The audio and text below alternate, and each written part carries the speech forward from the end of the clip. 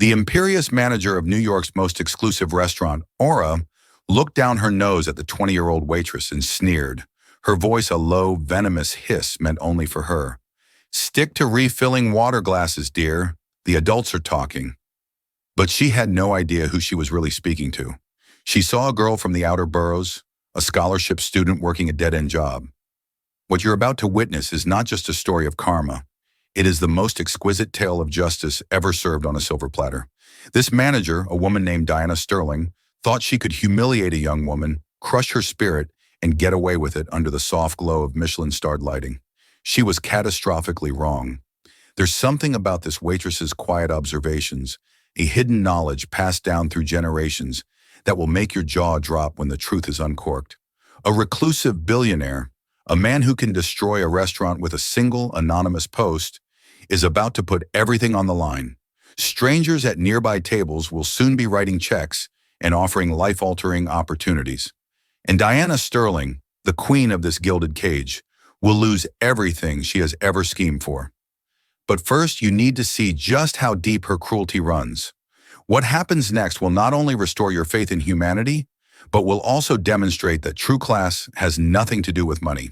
It begins with behavior so demeaning, it will make your blood boil.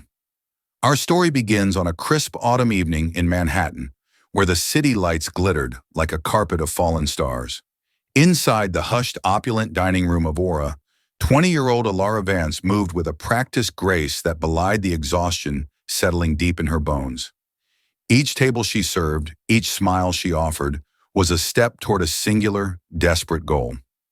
Tucked away in a small, rent-controlled apartment in Queens was her younger brother Leo, a boy of 10 whose world had gone dark 2 years prior due to a rare genetic condition.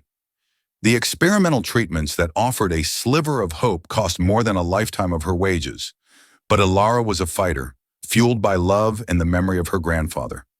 That grandfather, Marco, had been a legendary sommelier in a small village in Tuscany, a man who could tell you the story of a year just by the scent of wine in a glass. He had been her entire world after her parents died in a tragic accident when she was 12. He hadn't left her money, but he had bequeathed her something far more valuable: his knowledge, his palate, and his philosophy. "Wine is not a drink, tesoro mio," he would say, his hands gnarled from years of vineyard work. "It is bottled history, it is sunlight and soil, struggle and triumph. To understand wine is to understand the world." He had spent years training her, not with expensive bottles, but with smells from the garden, tastes from the kitchen, and stories from his memory.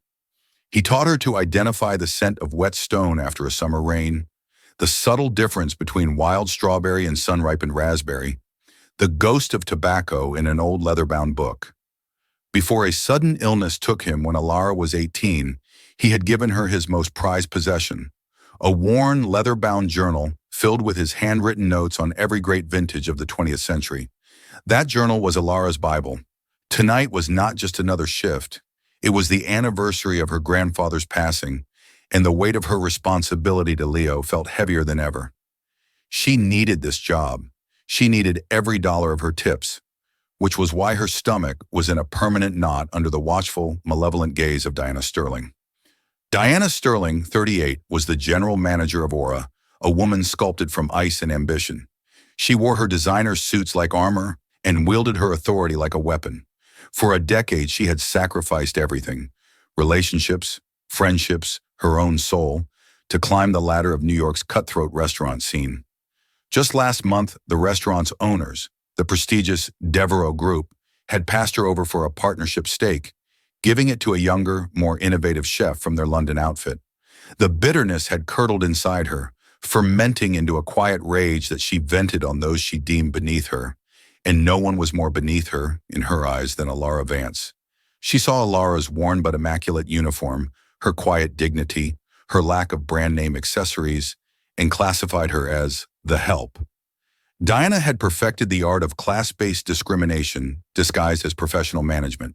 She would assign Alara the most difficult tables, publicly correct her over imagined infractions, and make snide remarks about her presumed lack of culture.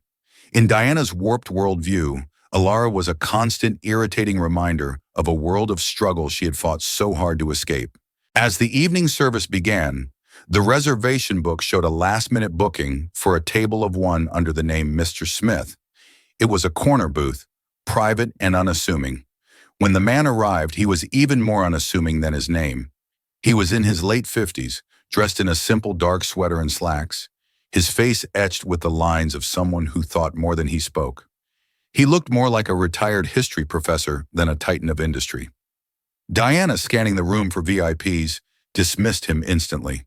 Another lonely tourist who'd probably choke on the bill. She gestured curtly to Alara. Table 7. Don't waste the good crystal on him. He looks like a water and bread type. Alara, however, noticed things Diana didn't. She noticed the man's shoes. They were custom-made, understated Italian leather, worn with the comfort of long use. She noticed his watch, not a flashy Rolex, but a vintage Patek Philippe, a subtle masterpiece of engineering worth more than the car Diana drove. And she noticed his eyes, sharp, analytical, and missing nothing. This was not Mr. Smith. As Alara approached the table, she offered a genuine, warm smile. "Good evening, sir. Welcome to Aura." The man, whose real name was Julian Croft, barely looked up from the menu. Croft was a reclusive tech billionaire, a self-made man who had clawed his way out of poverty in Appalachia. He loathed the sycophantic world his wealth had created around him and had become something of an urban legend, the ghost critic. Under various pseudonyms, he would dine at the world's finest restaurants. If he was treated with respect and the experience was authentic, he would anonymously invest millions into the establishment through his venture capital firm. If he was fawned over, or worse, treated poorly because of his unassuming appearance, he would write a single, devastating review on a private, influential food blog that had been known to shutter Michelin-starred restaurants within 6 months. He was here to test Aura, and he was not in a good mood. His last project had hit a snag, and his patience was worn thin. "Just water, for now," he grunted, not making eye contact. Alara filled his glass, her movements fluid and efficient. "Of course, sir. Please let me know if I can assist you with the menu. Our chef has a particular talent with the autumn harvest tasting menu tonight." Before Croft could respond, Diana Sterling swept to the table. She had just been tipped off by a frantic text from one of the owners. Julian Croft might be in the city, and he might be using an alias. Her eyes, which had dismissed the man in the sweater moments before, now widened almost imperceptibly as she reassessed his watch. A jolt of panic and opportunity shot through her. "Mr. Smith," she began, her voice dripping with manufactured honey. "Diana Sterling, the general manager. It is an absolute honor to have you with us tonight. Please allow me to guide you. The tasting menu is exquisite, but for a connoisseur such as yourself, I would insist you try the A5 Wagyu with a bottle of our Screaming Eagle Cabernet. A perfect pairing." Croft's eyes narrowed slightly. He hated being upsold. He hated being called a connoisseur by someone who was clearly just reading a script. "I'll start with the risotto," he said flatly, "and I'll handle my own wine selection." Diana's plastic smile didn't falter. "Of course, an excellent choice." She turned to Alara, her expression instantly hardening. "See to it, and be quick." As the evening progressed, a tense drama played out at table 7. Croft was a difficult customer, but not in the way Diana expected. He didn't complain. He questioned. He asked about the specific origin of the porcini mushrooms in his risotto, the pH level of the soil they were grown in. He inquired about the aging process of the balsamic vinegar, a question that sent the executive chef scrambling for answers. Diana hovered, answering his questions with flowery, vague descriptions she'd memorized from marketing materials. She was bluffing, and Croft knew it. He could smell insincerity the way his father, a coal miner, could smell gas in the mines. Alara, meanwhile, continued her duties, quietly observing from a distance. She overheard Croft ask Diana about a wine on the list, a lesser-known Barolo. "Tell me about the 2016 Pio Cesare," he said. "An exceptional vintage," Diana gushed. "Robust, full-bodied, with notes of cherry and leather. A truly powerful expression of Nebbiolo." From across the room, Alara winced. Her grandfather had taught her about the 2016 vintage in Piedmont. It was a cooler, more elegant year, known for its fragrant floral notes and refined tannins, not for robust power. Diana was describing a generic, stereotypical Barolo, not that specific, delicate vintage. It was a small mistake, but to a true expert, it was a glaring error. Croft's expression remained impassive, but a flicker of disappointment crossed his face. He changed tack. Fine, then bring me a glass of the Chassagne Montrachet. Diana nodded eagerly and relayed the order to the sommelier. But as Alara passed by the sommelier station, she noticed him grab the bottle of Pouligny Montrachet instead. A neighboring village, a similar label. An easy mistake for a sommelier in a hurry, but a world of difference in taste. Before she could discreetly point it out, Diana snatched the poured glass and sailed toward Croft's table. Alara's heart pounded. This was the moment. This mistake could be the catalyst for the ghost critic's wrath. But what could she do? To correct Diana publicly would be professional suicide. Diana placed the glass of white wine before Croft with a flourish. Your Chassagne Montrachet, sir. Croft picked up the glass but didn't drink. He simply swirled it once, held it to his nose for a long second, and set it down. A deep, unnerving silence settled over the table. This is not Chassagne Montrachet, he said, his voice quiet but carrying the weight of absolute certainty. This is a Pouligny, a good one, but not what I asked for. It lacks the hazelnut note. It's too linear. Diana's face went white. She was caught. Flustered, her mind racing for a scapegoat, her eyes darted around the room and landed on the one person she felt she could crush without consequence. Alara, who was standing a few feet away, polishing silverware. Vance! Diana's voice was sharp as shattered glass. She marched over to Alara, her face a mask of fury. Was this your doing? Did you interfere with the sommelier? Are you so incompetent that you can't even stand still without causing chaos? The accusation was so absurd it left Alara speechless. Several nearby tables fell quiet, their conversations halting as they watched the public dressing down. Ma'am, Alara started, but Diana cut her off. Don't ma'am me. I saw you loitering by the wine station. You probably distracted him. She turned her venomous gaze back to Croft, forcing a placating smile. My deepest apologies, sir. It is so difficult to find competent help these days. People with no background, no real training, they simply don't understand the standards we uphold here. The insult was clear, a thinly veiled jab at Alara's class, her origins, her very being. Croft's expression darkened, his eyes turning from disappointed to glacial. He had seen this kind of casual cruelty before, the way the powerful shift blame onto the powerless. It disgusted him, but Diana wasn't finished. She turned back to Alara, her voice dropping to that low, contemptuous hiss. Stick to refilling water glasses, dear. The adults are talking.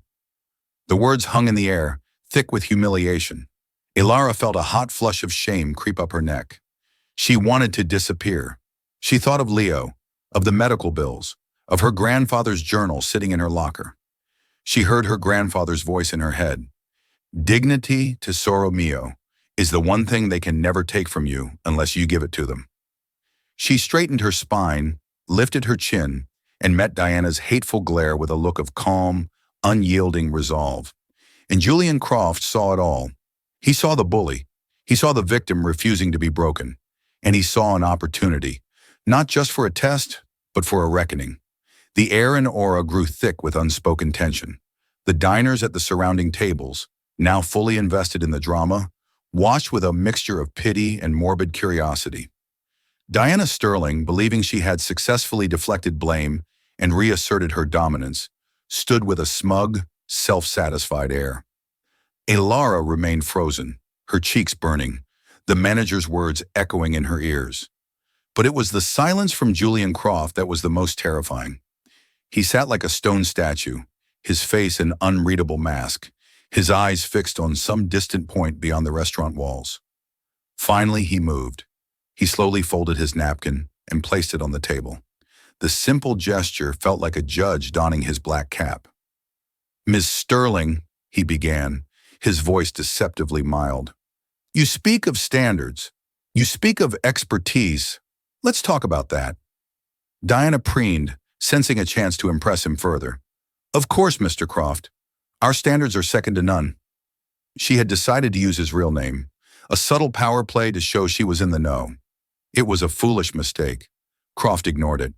I am a collector of things, he said, his gaze sweeping over Diana, then settling with surprising gentleness on Alara. Rare books, art, wine. I appreciate things with a story, things that require more than a surface-level understanding.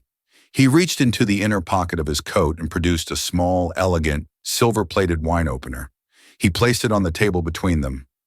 A friend of mine, a man who knows my passions, sent me a gift today, a bottle of wine. He enjoys games. He removed the label, the capsule, everything. A completely blank bottle. He paused, letting the weight of his words fill the room. It's in my car. My driver can bring it in. His eyes locked onto Diana's. A cold, predatory light flickered within them. Here is my proposal. You claim to have standards. Prove it. I will have the bottle brought to this table. You will decant it, taste it, and you will tell me three things: the region, the dominant grape, and the exact vintage. Not a guess. The exact year. A collective, silent gasp seemed to ripple through the nearby tables. It was an impossible challenge. A sommelier might, on a very good day, identify a region or a grape from a blind tasting. But the exact vintage? That was the stuff of legends, a feat requiring a palate so refined, so educated, it bordered on supernatural. Diana's face, which had been a mask of smug confidence, began to crumble. Panic flared in her eyes. Mr. Croft, that's highly unorthodox. Without a label, even the most experienced— I'm not interested in excuses, Croft cut in, his voice hardening. I'm interested in standards. Let's raise the stakes, shall we? If you succeed, if you can name the region, grape, and vintage, my firm will not only invest $5 million into the Devereaux Group for a new restaurant concept of your design, but I will personally write a review of Aura that will crown it the undisputed king of New York dining. You will be a legend. Diana's breath hitched. Everything she had ever wanted, the partnership, the recognition, the power, was being dangled in front of her. But, Croft continued, and his voice dropped, becoming as cold and sharp as an icicle, if you fail, or if you refuse to try, I will write a different kind of review. I will detail the incompetence, the false pretenses, and the cruelty I've witnessed here tonight. I will write a review so scathing, so detailed, that by the time spring arrives, this restaurant will be a hollowed-out shell, and your name will be a cautionary tale in this industry for the next 20 years. He leaned back, his trap perfectly set. The choice is yours, Mrs. Sterling. Checkmate. The room was utterly silent. The clinking of distant cutlery from the far side of the dining room was the only sound. Diana Sterling was trapped. She knew with sickening certainty that she couldn't do it. Her wine knowledge was a shallow pool of buzzwords and marketing phrases. She couldn't tell a Merlot from a Malbec without a label, let alone pinpoint a vintage. But to refuse was to accept defeat, to admit she was a fraud in front of the one man who could make or break her entire world. Her mind spun, searching for an escape, and then, like a cornered animal, her eyes fell upon Alara once more. A wicked, desperate idea began to form. She could not succeed, but she could delegate the failure. She could make Alara the sacrificial lamb. She composed herself, forcing a thin, brittle smile. A fascinating game, Mr. Croft, a true test of skill. She turned and gestured imperiously at Alara. Vance, you will handle this tasting for the house. Alara froze, her blood turning to ice. Me? Ma'am, I'm just a waitress. Our sommelier is clearly not up to the task if he's mixing up his burgundies, Diana snapped, her voice laced with venom. You seemed so interested in the wine service earlier. You have an opinion on everything. So here is your chance to prove you are more than just a girl who carries plates.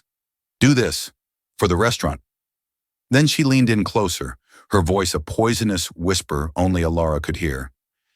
And if you refuse, or if you fail and embarrass me, don't just consider yourself fired. I will personally see to it that you are blacklisted from every restaurant, cafe, and coffee shop in this city.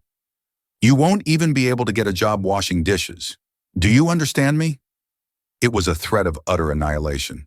The end of her ability to provide for Leo. The end of everything. Alara looked at Diana's hate-filled face, then at Julian Croft's impassive, watchful eyes. He wasn't looking at her with pity, but with an intense, analytical curiosity. He wasn't saving her. He was studying her. This was her test too. She thought of her grandfather. She remembered him handing her a glass of dark, unnamed liquid. "Close your eyes, Tesoro. Don't think, just listen. The wine will tell you its story if you are quiet enough to hear it." A strange calm washed over Alara. The fear receded, replaced by a quiet, steely resolve. All the years of study, all the nights spent poring over her grandfather's journal, all the sensory exercises, they had all led to this single, terrifying moment. This was not a humiliation. It was a duel. And she had been training for it her entire life. She looked directly at Diana, her voice clear and steady, loud enough for the surrounding tables to hear. "I understand perfectly." Then she turned to Julian Croft and gave a slight, respectful nod. "I accept the challenge. On one condition." Croft raised an eyebrow, intrigued. "Name it." "If I succeed," Alara said, her gaze unwavering, "the investment you proposed is not Miss Sterling's to design. It goes to a fund I will establish to provide scholarships for underprivileged students to attend the Culinary Institute of America and to support families struggling with medical debt. And I want the review to mention my grandfather, Marco Vance. His name deserves to be remembered." A murmur of astonishment went through the nearby diners. The sheer audacity, the selflessness of her condition was breathtaking. Diana Sterling looked as if she'd been slapped. Julian Croft stared at Alara for a long moment. Then for the first time that night, a slow, genuine smile spread across his face. "Call my driver," he said, "and someone bring this young woman a proper tasting glass." The atmosphere and aura shifted from a restaurant to a grand arena. A quiet command from Croft's table sent a wave of energy through the staff. His driver was summoned, and minutes later, a man in a black suit entered, carrying a single unmarked bottle in a soft cloth bag as if it were a holy relic. He placed it on a nearby serving station that had been hastily cleared. The bottle was dark green, its shape vaguely Bordeaux-like, but with no identifying marks whatsoever. It was completely, terrifyingly anonymous. The restaurant's head sommelier, a proud Frenchman named Luc, had been alerted to the situation. He rushed out from the back, his face pale, having heard of the impossible challenge. He saw Alara standing by the bottle, and a look of contempt crossed his face. "Miss Sterling, this is madness." "Allow me," he insisted, reaching for the bottle. "No!" Croft's voice cut through the air like a blade. "She accepted the challenge. She will see it through." Luke backed away, humiliated, shooting Alara a look of pure loathing. Diana Sterling stood to the side, her arms crossed, her face a storm of conflicting emotions. Fury that Alara had defied her, terror that she might fail, and a sliver of desperate hope that a miracle might save her. Alara ignored them all. Her world narrowed to the serving station, the bottle, and the tools of her inherited trade. She moved with an unhurried, reverent grace that captivated the silent room. First, she wiped the lip of the bottle. Then she selected a corkscrew, not the fancy winged one Diana preferred, but a simple waiter's friend, the kind her grandfather had always used. She drove the worm into the center of the cork with perfect precision. There was a faint sigh as the cork came free. It was long, firm, and only slightly stained at the bottom, a sign of a well-aged quality wine. She brought the cork to her nose, closing her eyes for a moment. A faint scent of dried fruit, damp earth, and something else. Cedar, the first clue. She poured a small 1-ounce measure into the large bell-shaped burgundy glass that had been brought for her. The color, she noted, was not the deep purple of a young Cabernet, but a delicate, translucent garnet with a distinct brownish-orange rim. Significant age. She did not taste it yet. For a full minute, she simply swirled the wine in the glass, watching the way the legs or tiers clung to the side before slowly sliding down. They were thick, slow-moving, high alcohol or high sugar content. Given the color, likely alcohol. Then she lifted the glass and plunged her nose deep inside, inhaling. This was her grandfather's most important lesson. 80% of taste is smell, Ilara. The tongue can only tell you sweet, sour, salty, bitter. The nose tells you stories. The room held its breath. People at nearby tables were filming discreetly on their phones. This was a moment of pure high-stakes theater.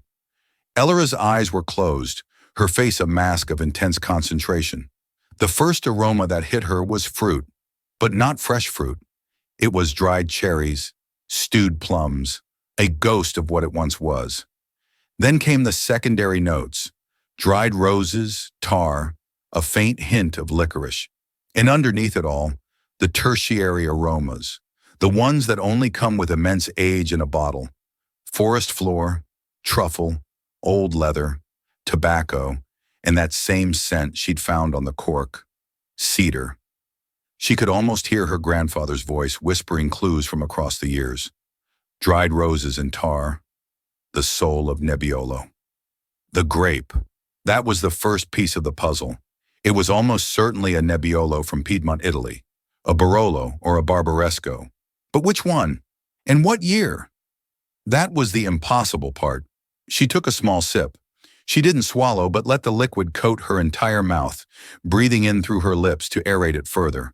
A technique called retronasal breathing. The wine's structure revealed itself on her palate. The acidity was still surprisingly bright for such an old wine, a sign of a great vintage where the grapes retain their freshness. The tannins, which in a young Nebbiolo are punishingly harsh, had softened over the decades into a fine, silky powder. The finish went on, a lingering echo of dried fruit in earthy, savory notes. Now came the deduction. The combination of power and elegance suggested Barolo over the typically more feminine Barbaresco. The cedar note from the cork in the bottle pointed to aging in large old Slavonian oak casks, a traditionalist method. The incredible balance of faded fruit, vibrant acidity, and silky tannins pointed to a legendary vintage. Not a hot year, which would have produced jammier fruit, but a perfectly balanced, classical year.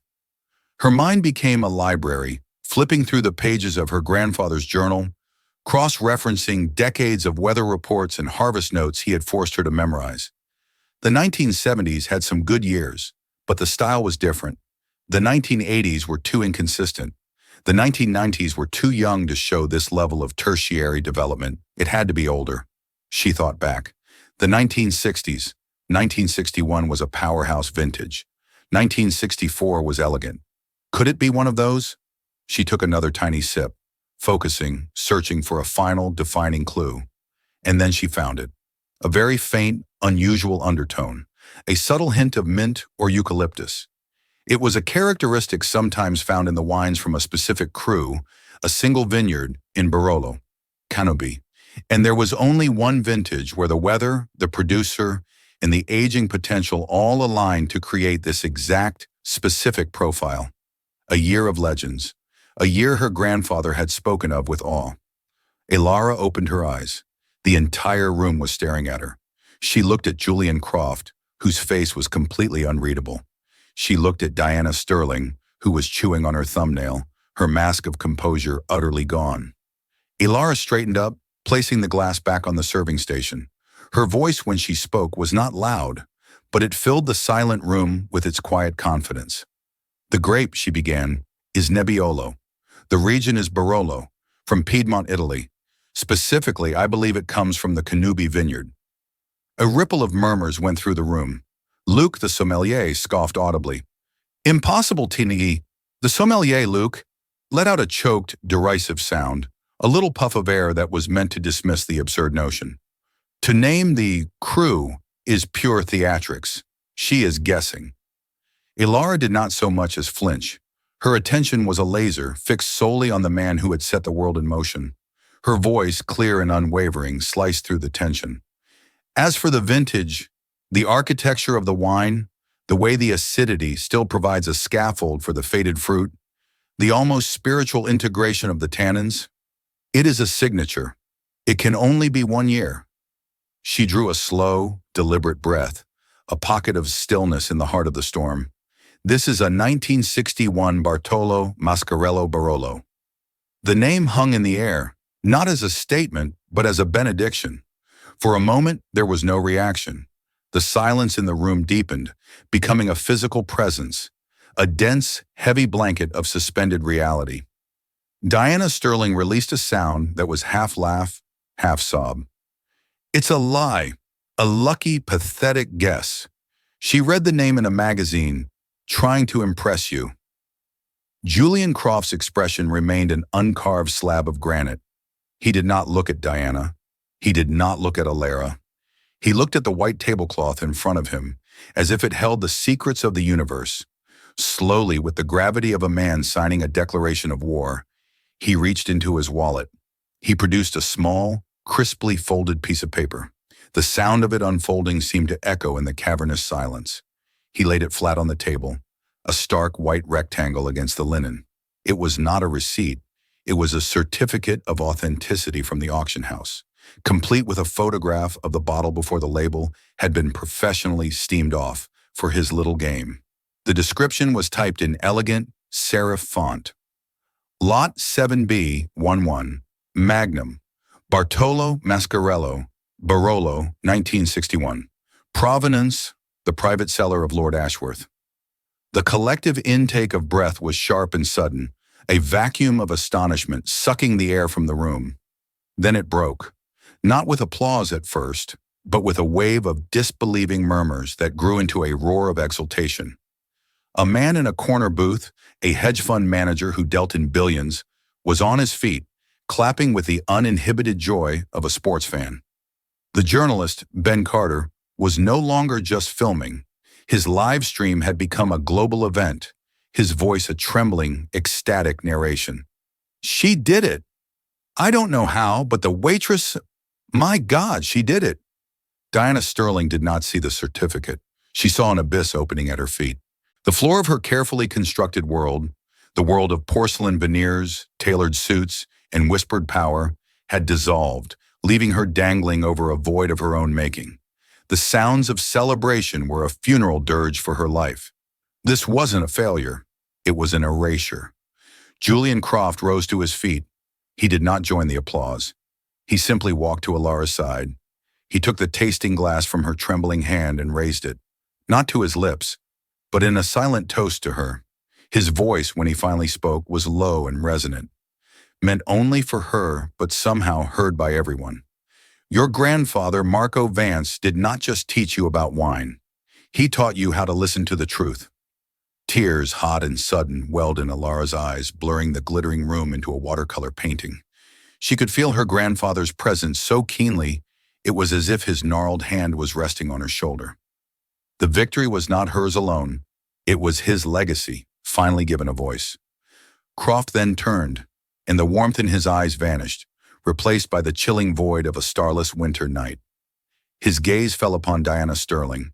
She visibly shrank, her expensive suit suddenly looking like a cheap costume, her posture collapsing inward. Ms. Sterling, Croft's voice was now dangerously soft, a silken garrote. You spoke tonight of standards. You were mistaken. You don't have standards. You have prejudices. You worship at the altar of brands and price tags, but you are blind to true value. He took a step closer, and Diana took an involuntary step back. You threatened this young woman's livelihood. You attempted to assassinate her character to cover your own incompetence. This is not a management failure. It is a moral one. He paused, letting the indictment settle. The room was now utterly quiet again. The celebration arrested, everyone waiting for the final, killing blow. Consider this your final lesson in value, Croft continued. As of this moment, my private equity firm has acquired a controlling interest in the Devereaux Group. The deal was finalized 2 hours ago. My first act as the new chairman is to terminate your employment, effective immediately. There will be no severance. Your contract contains a morality clause, and tonight you have violated it in the most public and grotesque way imaginable. Diana's mouth opened and closed, but no sound emerged. The color drained from her face, leaving a waxy, pallid mask.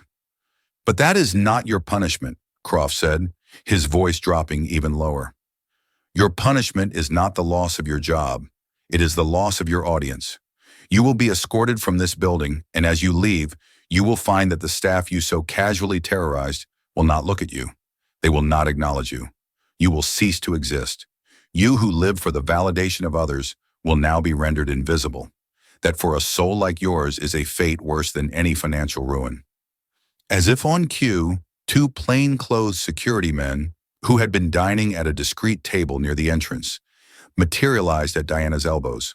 They did not touch her, but their presence was an unbreachable wall. Diana's eyes darted around the room, pleading. She looked at Luke, the sommelier, who was now studiously polishing a glass, his eyes fixed on his work. She looked at the captains, the bussers, the people whose lives she had made a living hell. They looked through her. She was a ghost already, haunting the scene of her own demise. A choked, animal sound of pure despair escaped her lips as she was led away. A queen without a kingdom, an actress without a stage, a hollow woman walking into an even emptier night. The silence she left behind was profound. It was the silence of a battlefield after the final shot has been fired. Then slowly, life returned. The room filled with a new kind of energy, not just celebration, but a sense of profound, restorative justice. Dr. Eris Thorne from Mount Sinai approached, her eyes shining with admiration. That was the bravest thing I have ever seen. My offer stands. Your brother is my patient now. We will move mountains for him. The lawyer from Sullivan and Cromwell gave her a firm nod. Consider your future protected. Finally, when the room began to slowly return to its rhythm, Julian Croft guided Ilara to his table. He gestured for a second glass. With hands that were as steady as a surgeon's, he poured the remaining 1961 Mascarello, splitting the mythical wine between them. He pushed one glass toward her. To Marco Vance, he said, raising his glass. To my grandfather, she whispered, her fingers closing around the delicate stem. They drank. The wine was everything she had deduced and more. It was a symphony of faded roses, autumn earth, and dried cherries, held together by a thread of acidity that was as bright and insistent as a memory. It tasted of time itself. But drinking it now, in the aftermath of her trial by fire, it tasted of something else too. It tasted of freedom. It tasted of hope. It tasted like the first day of the rest of her life. You accepted my challenge on a condition, Croft said, setting his glass down. The Marco Vance project is already being incorporated by my legal team. The initial endowment will be $20 million. But I told you I had a counter proposal. Ilara looked at him, her mind a whirlwind of shock and exhaustion. I am not offering you a job, Ilara, he said, his eyes intense. Jobs are for people who need to be told what to do. I am offering you a partnership. My global portfolio is worth north of $30 billion. It is a ship without a proper navigator. Your palate, your integrity, your understanding of value, that will be our compass. We will not just build wine lists. We will build legacies. We will acquire vineyards, support struggling winemakers who refuse to compromise, and create something that lasts. You will have a seat on the board. You will have equity. You will report to no one but me. And even then, I expect you to argue with me often. He leaned forward. You are not a waitress who got lucky, Ilara. You are an artist who was discovered. The world thinks they saw a miracle tonight. I saw years of devotion, study, and love, all crystallized into a single moment of clarity. I am not giving you a gift. I am making an investment in the rarest commodity I have ever found: authenticity. Later that night, long after the last of the reporters had been turned away, Ilara stood in the doorway of her brother's small bedroom in their Queens apartment. The air was thick with the familiar sense of laundry detergent and Leo's favorite lavender-scented pillow. The glittering world of Aura felt 1,000,000 miles away. Leo was asleep, his breathing soft and even, his face peaceful in the dim glow of his nightlight. The juxtaposition of the two worlds was so jarring, it made her dizzy. In one world, men wagered fortunes on the vintage of a wine. In this world, the only thing that mattered was the steady rise and fall of her brother's chest. She knelt by his bed, her hand gently stroking his hair. The promise she had made to herself, to him, to the memory of her parents, had been a desperate whispered prayer in the dark. Tonight, that prayer had been answered with a thunderclap. Dr. Thorne had already called her personal cell, a meeting scheduled for the following morning. Hope was no longer a sliver of light. It was a dawning sun. She went to the small living room and retrieved her grandfather's journal from its hiding place. The leather was worn smooth, the pages filled with his spidery, elegant script. She opened it to a random page. His words seemed to leap out at her. Tesoro mio, never forget that the greatest wines are not the most expensive, but the most honest. They tell the story of their soil, their sky, and the hands that made them without pretense. Be like that wine, Alara. Be honest. Be true to your roots. The world is full of noise. Only the truth endures. She closed the journal, holding it to her chest. The noise of the past year, the mounting bills, Diana's constant belittling, the gnawing fear of failure, began to recede. In its place, a quiet, powerful sense of purpose settled over her. Julian Croft had offered her a kingdom, but her grandfather had given her the wisdom to rule it. 1 year later, the Tuscan sun was warm on Alara's back. She stood between rows of Sangiovese vines, her boots caked in the region's famous Galestra soil. Her hands, no longer polished for service, were calloused and stained with the earth. She was not in a boardroom or at a gala. She was here in the heart of the Chianti Classico zone, at a small, struggling vineyard owned by an elderly couple who made wine the way her grandfather had, with patience, respect, and an almost fanatical devotion to tradition. The Marco Vance project, guided by Alara, had invested in them 3 months prior, saving them from a corporate buyout. The year had been a crucible. Croft was a relentless mentor, pushing her far beyond her comfort zone. She had flown to Bordeaux to debate futures pricing with chateau owners, to Germany to study the delicate nuances of Riesling, and to Wall Street to learn the brutal language of finance. There were days she felt like an imposter, a girl from Queens playing dress-up in a world of titans. But every time the doubt crept in, she would return to the fundamentals, to the soil, the grape, the story, and the glass. That was her true north. Her phone buzzed. It was a video call from Leo. She answered, a smile instantly lighting up her face. His face filled the screen. He was sitting in their new garden behind the Brooklyn brownstone they now called home. The clinical trial had not been a miracle cure, but it had been a miracle nonetheless. It had halted the progression of his disease, and through a new combination of therapies, he had regained partial, peripheral vision in his left eye. Enough to see shapes, colors, the movement of leaves in the wind. "Guess what I can see," he said, his voice brimming with excitement. He turned the phone around. A small, vibrant patch of purple flowers stood out against the green. "Dr. Thorne says it's lavender. It smells like my pillow." Tears pricked Alara's eyes. This was the true dividend of her new life. Not the stock options or the magazine covers, but the simple, priceless gift of color in her brother's world. "They're beautiful, Leo," she said, her voice thick with emotion. Her trip was ending, and she was flying back to New York that evening. On the way to the airport in Florence, she asked her driver to make an unscheduled stop. She found herself in front of a small, unassuming trattoria on a side street, a place her grandfather had written about in his journal. It was there, 60 years ago, that he had first tasted a 1961 Bartolo Mascarello and decided to dedicate his life to wine. As she stepped out of the car, she saw a woman sitting at an outdoor table, nursing a glass of cheap Prosecco. The woman was older, her hair a brassy, unfortunate shade of blonde.